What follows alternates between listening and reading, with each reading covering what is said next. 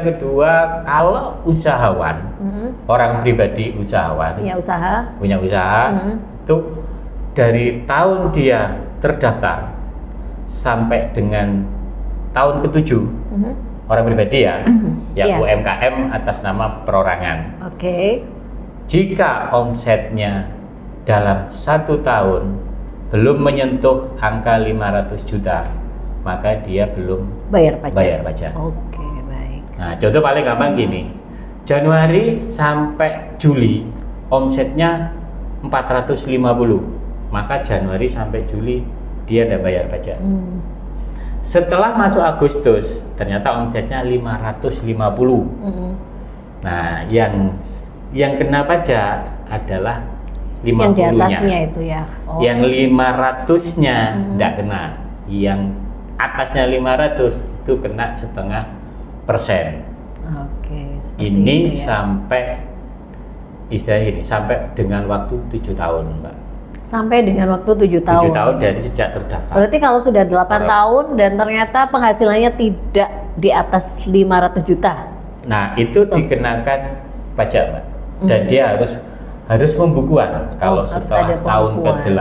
Di saat tahun ke-8 dia sudah harus melakukan pembukuan dan dia harus membayar pajak atas operasional, atas keuntungan operasionalnya. Itu ada hitungannya bagaimana itu? Nah, berapa persen? Kalau hitungan ini kembali, ini kalau untuk orang pribadi itu mulai dari 5%, 15%, 25%, dan 30 dan 35. Ada 5 lapisan. Yang 0 sampai 60 juta itu 5%, Mbak. 60 sampai 250 15, 25 juta sampai 500 juta itu 25, 500 juta sampai dengan 5M itu 30 juta. 30%, maaf. Terus yang di atas 5 miliar itu kena di 35%. Jadi ini adalah bukti bahwa yang kaya pajaknya juga makin gede. Yang masih di bawah PTKP tidak bayar pajak. Dan ini hitungannya per tahun ya, Sobat Rombadi ya. Nah, bagaimana dengan mereka yang penghasilannya di atas M, berapa M tadi? Kalau yang di atas 5 miliar itu 35%. Kemudian dengan barang-barang yang mewah itu juga nantinya juga akan kena pajak ya? Atau bagaimana itu? Jadi gini, kembali lagi tadi ada pajak PPH, penghasilan, kedua pajak pertambahan nilai atau PPN. Jadi ini 2 jenis yang berbeda, Mbak. Penghasilan itu kan kita bekerja atau kita mendapatkan tambahan kemampuan ekonomi ya, untuk beli, untuk biaya hidup dan lain-lain, itu penghasilan. Sementara PPN ini mengikat ke barangnya, Mbak. Jadi gini, bedanya kalau udah mau kena PPN, jangan beli barang-barang yang kena PPN, Mbak. Gitu ya? Iya. Jangan beli barang-barang yang kena PPN kalau nggak mau. Kalau nggak mau bayar PPN. Nah, apa saja bayar barang yang nggak kena PPN? Sembako. Itu tidak ada, bahwa bukan barang kena pajak. Baik. Ya, jadi kalau kita istilahnya gini, hidupnya standar-standar saja, ya istilahnya. Mungkin selama ini kan banyak yang bilang sudah kena PPH, juga kena PPN. Saya balik nanya, sampean beli apa? Kalau sama hanya sekedar beli kebutuhan hidup sembako selama 1 bulan, saya yakin jenengan nggak bayar PPN. Ini kalau belinya di pasar? Bahkan di supermarket, namanya beras, itu tidak boleh dikenakan PPN. Gitu ya? Ya, boleh dicek deh kalau beli di di swalayan, pasti akan dikeluarkan yang namanya beras ini untuk penghitungan PPN-nya. Ini perlu digarisbawahi ya, Sobat ya. Terus sama tadi Mbaknya bilang masalah PPN barang mewah. Contoh paling gampang sekolah. Kalau sekolahnya di sekolah internasional, itu dianggap jasa yang termasuk mewah.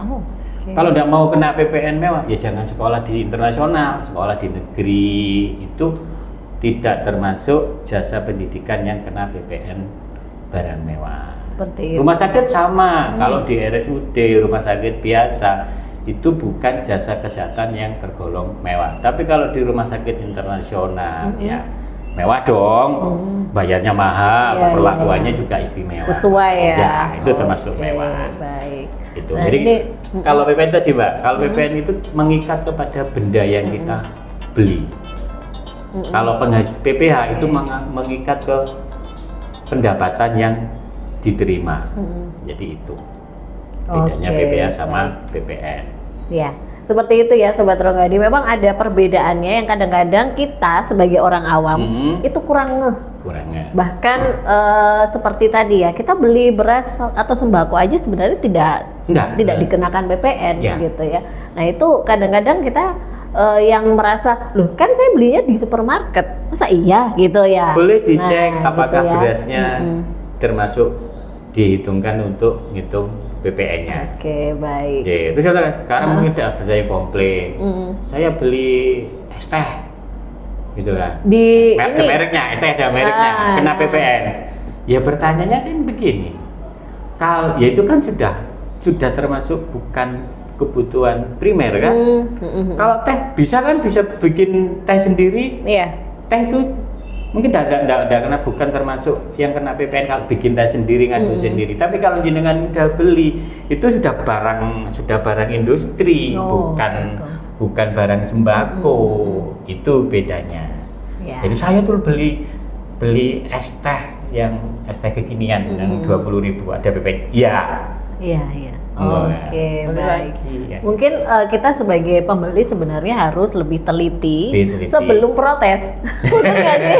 Karena banyak protesnya dulu tapi tidak diteliti dulu. Tidak diteliti dulu gitu seperti itu. Oke, ini untuk Sobat Ronggadi, Pak Anang mungkin bisa memberikan statement yang nantinya juga akan mengingatkan pentingnya untuk bayar pajak karena memang sesuai dengan kriterianya tentunya seperti itu. Monggo. Jadi gini, untuk Sobat Ronggadi bahwa membayar pajak itu memang sudah kewajiban kita sebagai warga negara. Yang pertama, pajak itu digunakan untuk kepentingan negara karena tidak mungkin sebuah lembaga, sebuah negara yang tidak butuh biaya. Apakah terus kita mau jual pulau untuk biaya yang lagi rame dong itu, yang lagi rame dong. Jadi intinya adalah begini, anggap aja kita seolah-olah hidup di lingkungan RT tadi yang kita obrolan tadi, RT bahwa kita mungkin untuk kenyamanan kita maka kita butuh iuran, sama seperti pajak.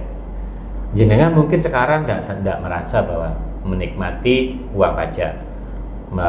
Pertama mungkin yang paling gampang adalah subsidi listrik. Mungkin untuk yang listrik 450 kWh itu masih ada listrik. Bapak Ibu atau Sobat Ronggadi beli Pertalite itu kan juga masih ada subsidi dari uang pajak. Untuk bayar guru anak-anaknya itu juga masih pakai uang pajak. Untuk bayar Pak Polisi, Pak Tentara, untuk bangun jembatan, bangun jalan itu uangnya dari uang pajak gitu. Ya, jadi kalau misalnya gini, dan kembali lagi bahwa pajak itu sifatnya adil. Tadi disampaikan ada yang tidak dikenakan pajak, ada yang dikenakan pajak tinggi sesuai dengan penghasilannya. Jadi kawan pajak jangan merasa bahwa saya sudah bayar berapa sih? 300.000.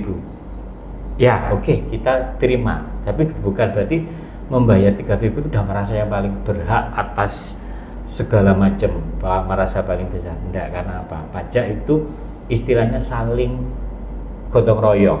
Yang kaya bayarnya harus banyak, yang belum mampu tidak diminta bayar pajak. Gitu. Seperti itu. Tapi sama loh Mbak, yang bayar miliaran. Kalau melewati jalan kan sama jalannya, sama ada bedanya. Nanti kalau ada pelanggaran tetap aja. Tetap sama gitu kan.